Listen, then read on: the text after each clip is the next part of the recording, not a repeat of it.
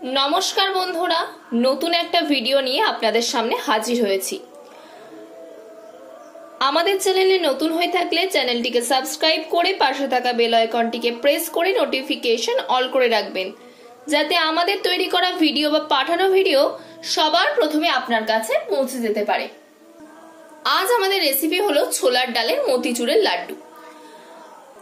বাইরে থেকে বাচ্চারা লাড্ডু কিনে খেতে চাইলে অনেকেই তাদেরকে বারণ করে। এখন আর কোনো ঝামেলা ছাড়াই অল্প খাটনিতেই বাড়িতে বানিয়ে ফেলুন মতিচুরের লাড্ডু। এটা খেতে কিন্তু দুর্দান্ত স্বাদের হয়। একবার বাড়িতে বানিয়ে দেখবেন, বাইরে থেকে লাড্ডু কেনার নামই ভুলে যাবেন। এই সুন্দর সুন্দর লাড্ডু বানানো দেখতে গেলে পুরো ভিডিওটাই না কেটে দেখতে থাকুন। চলুন আর কথা না বাড়িয়ে আজকের আমাদের স্পেশাল মতিচুরের লাড্ডুর রেসিপি শুরু করা যাক। এই রেসিপিটা বানাতে প্রথমেই নিয়ে নেওয়া হয়েছে ছোলার ডাল, যেটাকে 7-8 ঘন্টা ভিজিয়ে রাখা হয়েছে একদম নর্মাল জলে। দেখুন কত সুন্দর হয়েছে। আর নিয়ে নেওয়া হয়েছে 1 কাপ পরিমাণ চিনি, বড় কাপের 1 কাপ জল, কাজু বাদাম, কিশমিশ, ছোট এলাচ। চলুন আর কমে একটা ছাঁকনির সাহায্যে ছোলার ডালের জলগুলোকে ঝরিয়ে নিতে হবে, যাতে একদম জল না থাকে। নিয়ে প্লেটে তুলে রাখতে হবে। এইভাবে সব ছোলার ডালের জলগুলো ঝরিয়ে নিতে হবে। এইভাবেই জলগুলোকে ঝরিয়ে নিতে হবে। এইভাবে করলে জলগুলো পড়ে যাবে। জল কিন্তু দেখুন ঝরানো হয়ে গেছে। এবার এগুলোকে ব্লেন্ডারে দিয়ে ব্লেন্ড করে নিতে হবে। এটাকে কিন্তু পুরো মিহি করে ব্লেন্ড করলে হবে না, অল্প যাতে দানা দানা থাকে সেই হিসাবে ব্লেন্ডটা করতে হবে। ছোলার ডালটা কিন্তু ব্লেন্ড করা হয়ে গেছে। দেখুন এরকমই দানা দানা রেখে দিতে হবে, পুরো মিহি করে ব্লেন্ড করলে হবে না। আর ব্লেন্ড করার সময় কিন্তু জল ব্যবহার করা চলবে না। শুকনো শুকনো এইভাবে জল ঝরিয়ে ব্লেন্ড করে নিতে হবে। আপনারা চাইলে শিলনোড়াতেও ব্লেন্ড করে নিতে পারেন। এবার এটাকে ছোট ছোট বড়ার আকারে শেপ দিয়ে নিতে হবে এইভাবেই।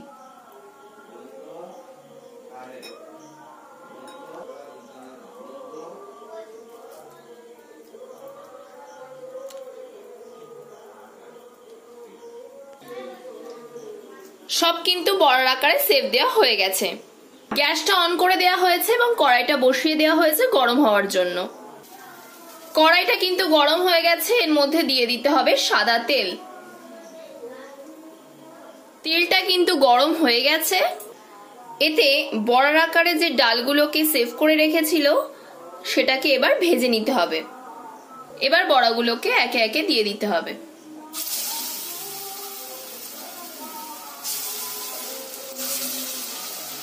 এক পিঠ কিন্তু ভাজা হয়ে গেছে, এবার আরেক পিঠে উল্টে নিচ্ছে। কিন্তু ভাজা হয়ে গেছে, এবার এগুলোকে তুলে নিতে হবে।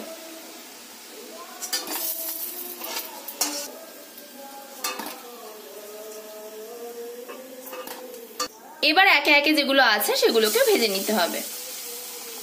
বড়াগুলো কিন্তু ভাজা হয়ে গেছে, এগুলো মা নামিয়েও নিয়েছে।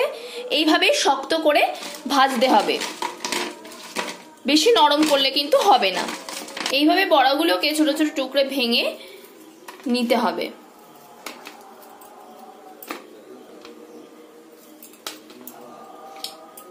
এইভাবে প্রতিটা বড়াকেই ভেঙে নিতে হবে।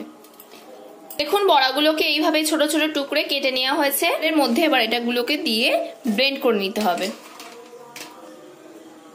ব্লেন্ড কিন্তু করা হয়ে গেছে। এরকমই দানা দানা মতন ব্লেন্ড করে নিতে হবে। কড়াইটাকে গরম করতে বসিয়ে দেওয়া হয়েছে। কড়াইয়ের মধ্যে কিন্তু বড়া ভাজার অল্প তেল এখনো রয়েছে। 1 চামচ পরিমাণ ঘি। লাড্ডু কিন্তু ঘিয়ে ভাজলে খেতে বেশি টেস্টি হয়। এবার এর মধ্যে ব্লেন্ড করে রাখা ডালের বড়াগুলো দিয়ে দিতে হবে।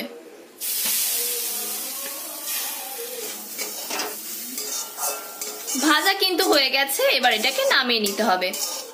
আবারও কিন্তু কড়াটা গরম বসিয়ে দেওয়া হয়েছে। এর মধ্যে দিয়ে দিতে হবে অল্প করে জল। দিয়ে দিতে হবে 1 কাপ পরিমাণ চিনি। এবার শিরা তৈরি করে নিতে হবে। অল্প করে ফুড কালার দিয়ে দেওয়া হয়েছে এতে।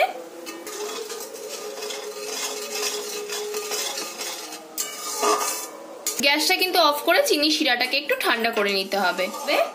শিরাটা কিন্তু ঠান্ডা হয়ে গেছে। এর মধ্যে দিয়ে দিতে হবে আগে থেকে ভেজে গুঁড়ো করে রাখা বড়া। এইভাবে অল্প অল্প করে দিয়ে দিয়ে নেড়ে নিতে হবে।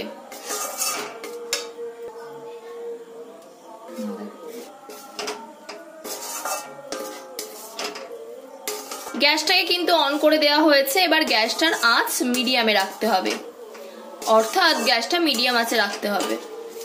এবার এটাকে ভালো করে নেড়ে নিতে হবে। এবার ছোট ছোট টুকরে কাটা কিশমিশগুলোকে এর মধ্যে দিয়ে দিতে হবে।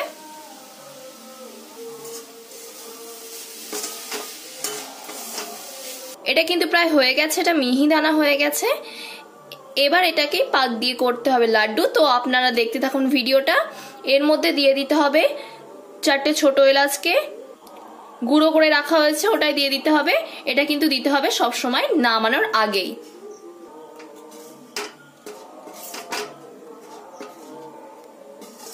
এটা এবার কিছুক্ষণের জন্য ঠান্ডা করে নিতে হবে। এগুলো ঠান্ডা হয়ে গেছে। এবার লাড্ডুর আকারে শেপ দিয়ে নিতে হবে। ভালো করে চেপে চেপে শেপ দিয়ে নিতে হবে। এইভাবেই একে একে এইভাবে সবগুলোকে লাড্ডুর আকারে শেপ দিয়ে নিতে হবে। লাড্ডু কিন্তু তৈরি হয়ে গেছে। এর ওপর দিয়ে কাজু বাদামকে দিয়ে দিতে হবে। দেখুন এগুলো কিন্তু তৈরি হয়ে গেছে। এটা খেতে অসাধারণ স্বাদের হয়। আপনারা একবার বাড়িতে ট্রাই করে দেখতে পারেন। ভিডিওটা ভালো লাগলে লাইক এবং শেয়ার করে দেবেন এবং কমেন্ট করে জানাবেন আপনাদের মতামত। পরবর্তী ভিডিওতে আপনাদের সাথে আবার দেখা হচ্ছে।